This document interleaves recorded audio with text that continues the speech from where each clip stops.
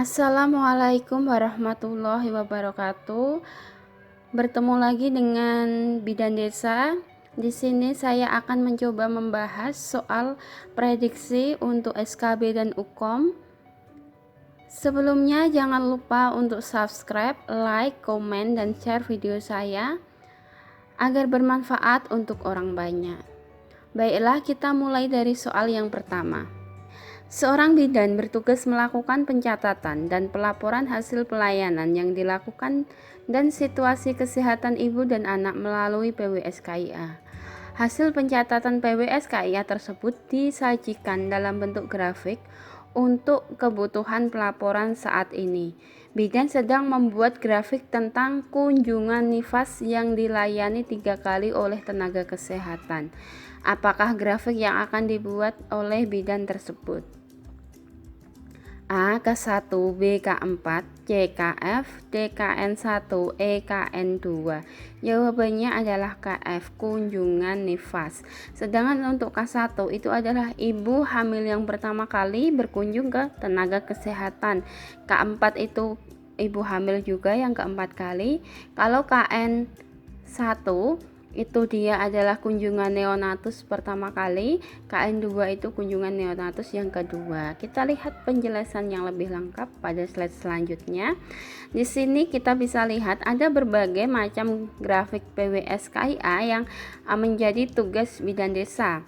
Ini ada grafik cakupan kunjungan antenatal ke-1, K1, grafik cakupan kunjungan antenatal keempat, artinya komplit ibunya trimester 1, trimester 2, dan trimester 3 2 kali itu namanya K4.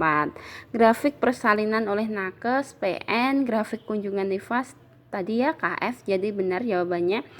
Grafik resti masyarakat 7, grafik komplikasi yang ditangani atau PK, grafik cakupan kunjungan neonatal KN1, grafik cakupan kunjungan neonatal lengkap KLL, KNL, terus grafik komplikasi neonatus yang ditangani NK, neonatus komplikasi, 10 grafik cakupan bayi lengkap KBY, terus 11 grafik cakupan pelayanan anak balita lengkap KABAL, terus 12 grafik cakupan pelayanan anak balita sakit BS, yang terakhir grafik cakupan pelayanan KBCPR, seperti itu. Kita lanjut. Soal nomor 2. Seorang perempuan umur 35 tahun G4P3A0 hamil 36 minggu datang ke puskesmas dengan keluar bercak darah dari kemaluan. Hasil anamnesis tidak ada mules dan nyeri, gerakan janin masih dirasakan. Hasil pemeriksaan tekanan darah normal, nadi normal, pernafasan normal, TFU 30 cm, Puki, presentasi kepala belum masuk pintu atas panggul, DJJ normal, kontraksi tidak ada, ekstremitas bawah odem. Hasil inspekulo tampak sisa darah berwarna merah segar di dinding vagina, porsio masih menutup. Diagnosis apakah yang paling mungkin pada kasus tersebut? Bercak darah dari kemaluannya dan tidak ada nyeri, darahnya segar. Itu apa? A. Vasoprevia, B. Erosi porsio, C. Plasenta previa, D. Solusio placenta, E. Kelainan hormonal. Ini adalah plasenta previa, ditunjukkan dengan tidak adanya nyeri, darahnya segar, seperti itu ya. Kalau dia erosi porsio, itu kalau dilihat porsionya itu ada luka, itu namanya erosi porsio. Kalau solusio placenta itu dia ada nyeri yang hebat, darah yang keluar juga hitam atau merah menggumpal seperti itu, jadi darahnya tidak segar. Kelainan hormonal itu dia nggak ada tanda-tanda kayak pendarahan gitu, mungkin gejala yang lain yang akan timbul. Kita lihat jawabannya C ya, benar, plasenta previa. Ini juga tadi kehamilan, kalau dilihat dari kehamilan usia, jadi plasenta previa solusio placenta itu adalah tanda bahaya Komplikasi kehamilan di atas 22 minggu. Kalau di bawah 22 minggu itu seperti abortus, mola, KET itu di bawah 22 minggu. Kalau di atas 22 minggu itu plasenta previa, solusio plasenta kayak gitu. Lanjut ya. Soal nomor 3.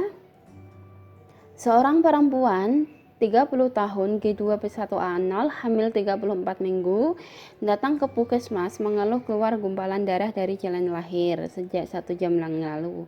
Hasil anamnesis terasa nyeri pada abdomen, gerakan janin dirasakan berkurang 1 jam yang lalu ya. Hasil pemeriksaan tekanan darah masih normal, namun ini diastoliknya itu dia agak turun. Nadi normal, pernafasan normal, TFU 34 cm, DJJ positif kurang jelas, palpasi sulit dilakukan. Berarti dia itu di dalam perutnya ada ini semacam penghalang, mungkin bisa massa darah yang terjebak di dalam uterus, jadi sulit diraba bayinya. Ekstremitas bawah odem, tampak bercak darah berwarna menggumpal warna hitam. Asuhan apakah yang paling tepat? Kalau asuhan yang paling tepat itu dia itu harus rujuk langsung. Tapi sebelum dirujuk sebenarnya ada stabilisasi pasien. Pemasangan infus, pemberian oksigen itu sudah masuk di prosedur SOP untuk rujuk ke rumah sakit. Jadi jawabannya D ya teman-teman. Asuhan yang paling tepat adalah rujuk. Kalau tindakan apa yang harus segera dilakukan gitu, kita ambilnya resusitasi intrauterin dengan memberikan oksigen, memberikan cairan infus, kita koreksi lagi DJJ-nya seperti itu sambil kita rujuk. Ya. Ini ya, bukan kewenangan kita lagi, tidak boleh dilakukan di fasilitas pelayanan kesehatan dasar, harus segera dirujuk. Kita lanjut soal nomor 4. Seorang perempuan umur 25 tahun G2P1A0 usia kehamilan 38 minggu kala 1 di BPM ditemani suami dengan keluhan mulas sering. Hasil anamnesis tidak tahan dengan sakit pinggang, minta digosok di bagian yang sakit. Dia minta gosok di bagian yang sakit.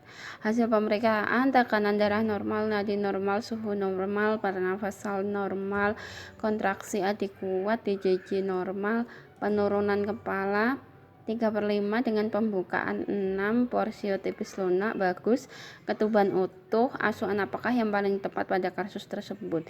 Ini fokus kita, tidak tahan dengan sakit pinggang dan minta digosok pada bagian yang sakit.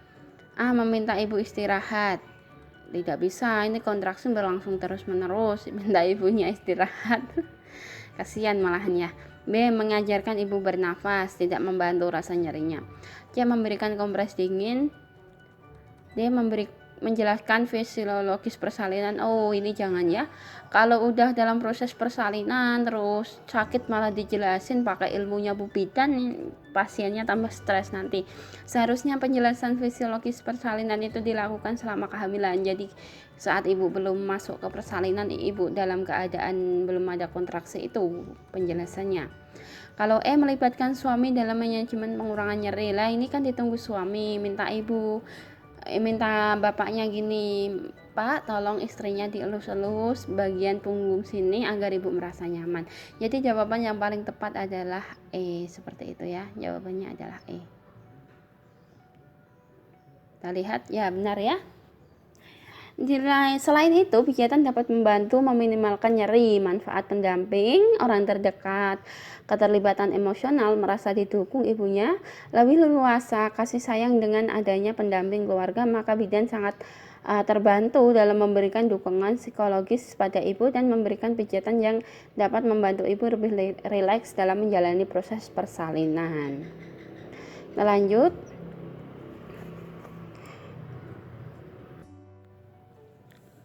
Nomor 5, seorang perempuan umur 23 tahun G1P0A0 usia kehamilan 28 minggu kala 2 di BPM ditemani suami dengan keluhan mulas tak tertahankan.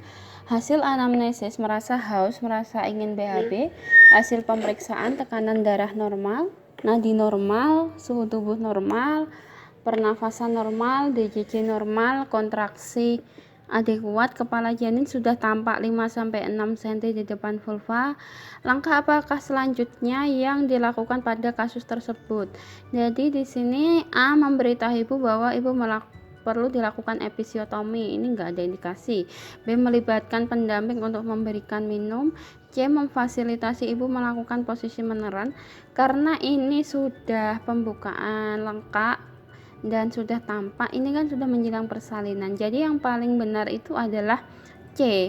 Kita memposisikan ibu dulu meneran karena di sini juga ada merasa haus. Jadi setelah ibu dalam posisi meneran yang bagus, kita libatkan suami untuk memberi minum.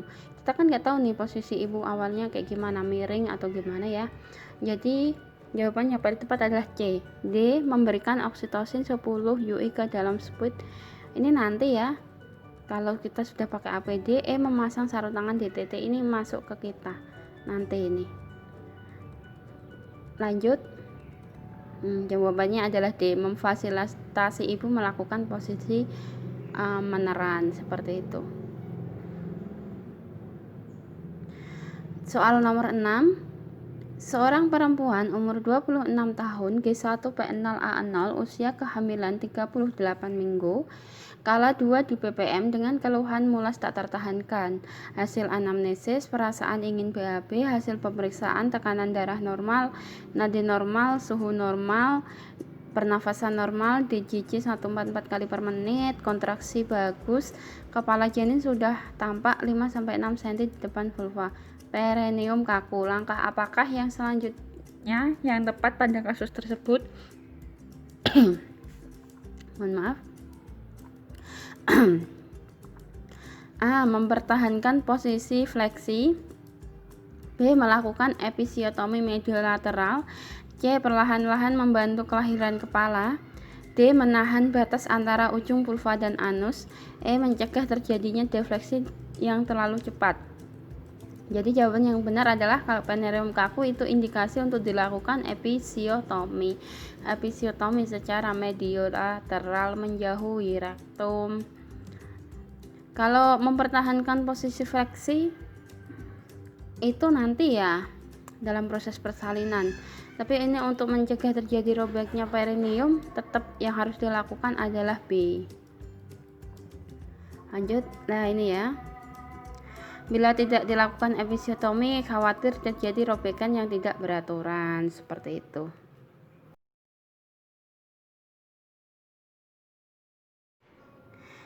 Kita lanjutkan soal nomor 7. Seorang perempuan umur 25 tahun G2P1A0 usia kehamilan 40 minggu kala 1 di ppm mengeluh mulas. Hasil pemeriksaan sudah keluar lendir darah. Hasil pemeriksaan tekanan darah normal, nadi normal, suhu tubuh normal, pernafasan normal, kontraksi adekuat, DJJ bagus, penurunan kepala 2/5, pembukaan 6 cm. Porsio tipis lunak, ketuban utuh, UU kiri depan. Kapan dilakukan pemeriksaan dalam selanjutnya? Ya tetap saja kalau pemeriksaan dalam itu 4 jam sekali. Meskipun saat ketuban pecah itu pecah spontan, itu benar. Ini kan indikasi untuk dilakukan VT jika ada tanda-tanda seperti ini. Tapi sesuai aturannya, jika tidak ada hal yang lain seperti A, B, C, dan E ini, maka dilakukan VT-nya 4 jam kemudian. Jadi seperti ini penjelasan lengkapnya ya. D, 4 jam kemudian, di bawah ini adalah indikasi pemeriksaan dalam gitu. Jadi misal sebelum 4 jam tapi ada ketuban pecah, pembukaan serviks, atau menyelesaikan persalinan atau melakukan rujukan, petunjuk patrograf WHO setiap 4 jam sekali, seperti itu ya.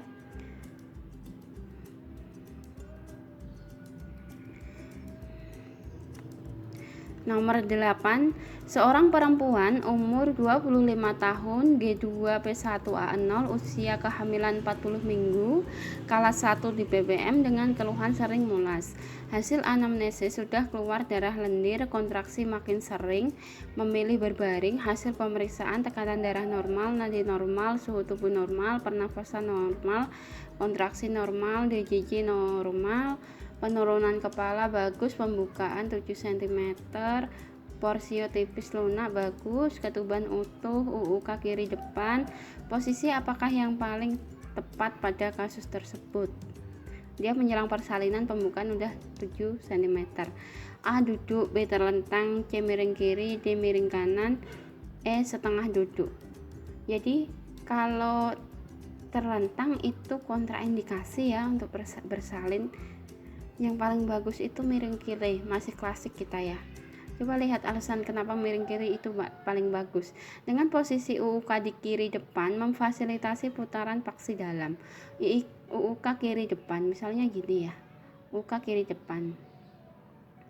Ubun-ubun kecil kiri depan. Memfasilitasi paksi dalam. Tidur miring ke kiri membantu sirkulasi darah janin tidak terhambat. Posisi ini menurut beberapa referensi akan membuat kerja jantung lebih mudah karena berat badan bayi tidak menekan vena cava besar yang disebut dengan vena cava inferior. Jadi ini ada venanya, kalau ini di atas gitu kan enak dia, nggak tertekan kan, karena vena cava itu ada di bagian kanan. Jadi ibu miring di sini gitu kan, tekanannya di sini, tidak menekan vena cava seperti itu.